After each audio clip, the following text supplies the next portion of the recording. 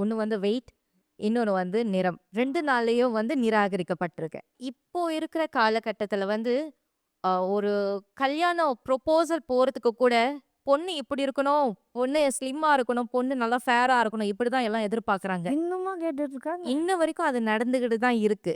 சின்ன பிள்ளையில வந்து ஏன்னா அப்பா, அம்மா 2 அப்பா, அம்மா, அண்ணன் ஆ 3 பேருமே ரொம்ப ஃபேரா இருப்பாங்க.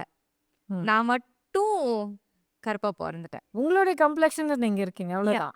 ஆனா ஆளுங்க எப்படி கூப்பிடுவாங்க அப்படின்னா, கருப்பின்னு ஒரு டெர்ம் சொல்லுவாங்க.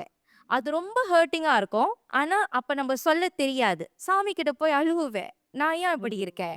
ஆனா, ஒரு வயசு ஏறும்போது நம்ம ஸ்கூல் போறோம். அங்க ஸ்கூல்ல வந்து நம்ம திறமைய தான் பார்த்தாங்களே ஒழிய, நம்மளோட நிறத்த யாரும் பார்க்கல. ஒருவேள நானு அந்த அழகுக்கு முக்கியத்துவம் குடுத்திருந்தேன் அப்படின்னா, என்னோட தாட் வந்து அழகுக்கே போயிருக்கும். கான்ஃபிடென்ட்டா யார்கிட்டயும் பேசியிருக்க மாட்டேன்.